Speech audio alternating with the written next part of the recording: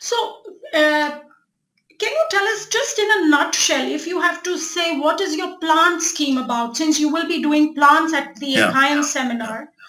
Just a nutshell idea for a beginner to know what this plant scheme is about. In a way, it's a classification of the plant kingdom. And basically, it's not much different from the periodic table in the sense that you have series. And series is, you could say, the where. On what field is the problem oriented? And then you have, in the periodic table, you have the stages. That's how you handle it. So these aspects you also have in the plant kingdom, which is a bit logical because basically the problems are not different. It's only more complicated.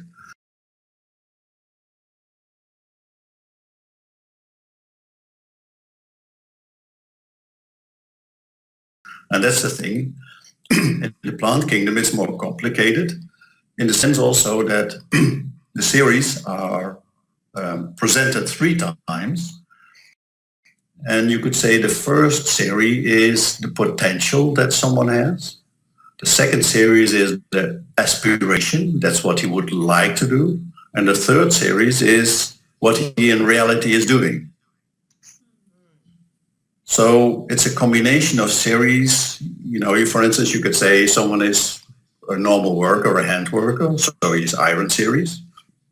But then you have in the plant kingdom still 3 possibilities. You have that iron series in the Ericidae, which is 664. You have it also in the Myrtales, which is 654. And you have it in the Fabanae, which is 644. And 4 means iron series.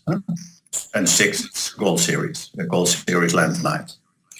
So you have still that 3 different aspects. Now you can see that difference between that the aspiration in the Ericidae, which is 664, is a much higher spiritual aspiration than in the 4-4, which is just being a hand worker and don't having a higher aspiration.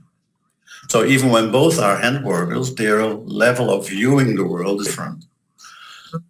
So that's how you can look at those cases where that's the where it is, where someone has his vision about the meaning of life and what he has to do in life.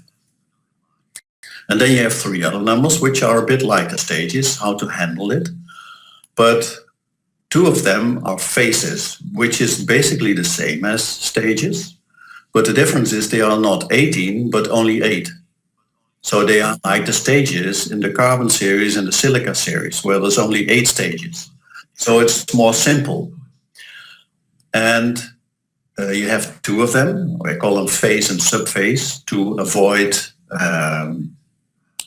confusion with the stages. Otherwise you get, is this a stage 8 what of the 18 or whatever. So that's why I call them phases and subphases. And these are more the quality of, do you belong or not? Do you belong to a group? Do you belong to your family? Do you belong to your profession? How far are you out of the middle of belonging? How far are you excluded or still have to come in? So that's the phase and the subphase. And then you have the stage, and that's the similar as in the periodic table. That's how you handle the situation. What do you do? Basically, that's when you think about it, it's quite simple. But then to apply it is a bit more difficult.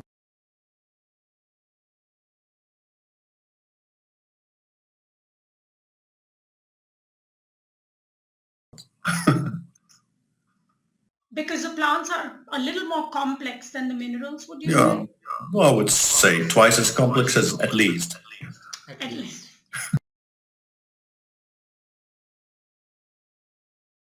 Have you seen a change, Jan, in your prescriptions and in your expanse of your prescriptions since the time you've been exploring plants and using them to treat pathologies and conditions that are difficult to treat otherwise?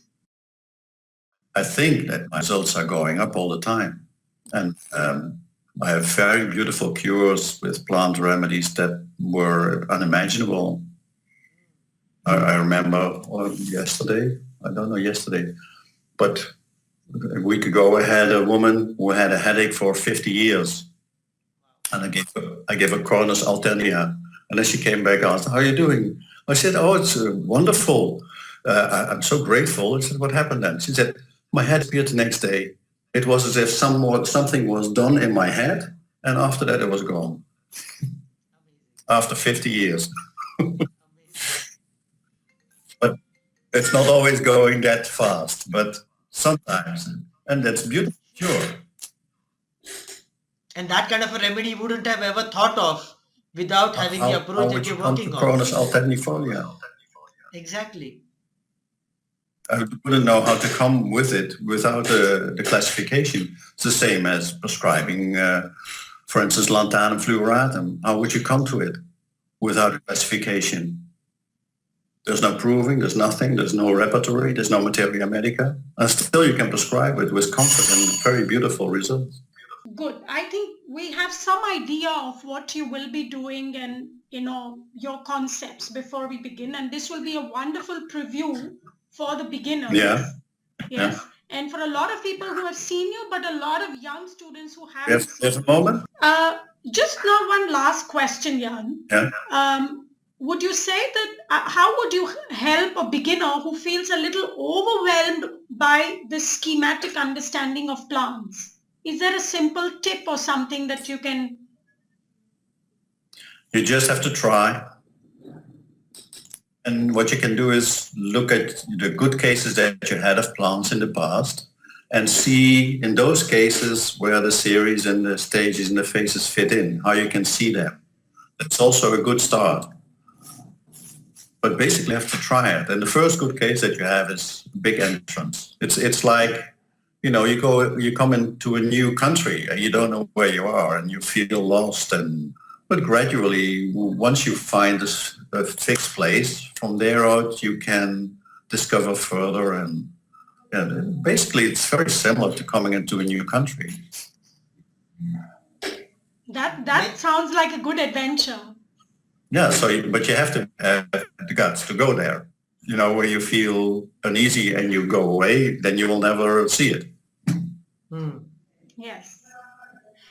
I think this tip that you gave of retrospective study of your cases is really wonderful, because I think we have also seen that. That's how we came into our work with animals and plants too, is when you do a retrospective study of the successful cases, then you see the scheme better because you have something positive already in hand. Yeah. And my experience is that when I did that, then I saw how much was lacking in the case taking. A lot of aspects are not there. Only a few are there. And that's what I've discovered too, this with the plant kingdom, the plant theory, when you apply it, your case taking has to be changed also, because it's not that you do a case taking and analyze it after. I was saying it's not that you take the case and you don't analyze it later. No, that's the one thing. You do the analysis during the case taking, because you have the same experience probably with the periodic table. That you don't have a case taking, and afterwards you start thinking, is this stage 6 or 7? No, you want to ask the patient if it's stage 6 or 7. No, that's also with the plant theory. It's one thing, the case taking and the analysis. Good. I think this is a wonderful completing thing, that not only with the plants your analysis improves, but your case taking is also going more deeper and more detailed. Yeah. Lovely. So it's case taking and it's information and materia medica, everything that's really growing vast. Yeah. And the more you do it, the less you need books. And you have the same experience probably with the periodic table. When you have a mineral remedy, you don't need books anymore. Most of the time. Sometimes you look up a little symptom or whatever, but in many cases, it's obvious from the case taking what your remedy is and you prescribe without having touched any book. That happens also in the plant theory. We'll have to work for that, but I'm sure that will come. But the whole idea is very exciting, Jan, to be able to analyze things and compartmentalize and see what's coming up, than being lost and then search for something. Yeah, it's when it works, it's beautiful and so elegant. It's much more elegant than repertorizations. It's like an analyzes with the patient what's going on, what are you doing in your life, what's your problem, what are you working with, what's going on there, why are you stuck? Yes, I totally agree with you. It's scientific, it's systematic, and it's elegant. Yeah. And you don't have to memorize the rubrics and the remedies so much. It just comes easily when you have a scheme. Yeah. And the more you do it, the more you translate all kinds of symptoms into phases, series, and stages. So the symptoms become something different. They become an expression of something. You look behind it instead of being stuck with just symptoms, not knowing where they're coming from. True. Yes. It's really looking behind and getting much more profound with this one. Yeah. See, this is much more detailed and much more deeper analysis than just knowing. This is investigating. Where is it? It's like a detective investigating what's going on. Where's this coming from? What does this mean? This strange symptom. You don't stay with the symptom. You try to look behind it. Why is it there? What does it mean? Why does a patient produce it? And often you don't know, but often you will find it. Right. Lovely. It looks like Ekayan is going to be a wonderful exploring adventure. Okay. Thank you and have a wonderful day. You too. Thank you. All the best. Yes, and we'll keep in touch. Okay. Bye-bye. See you soon. Take care. Bye-bye.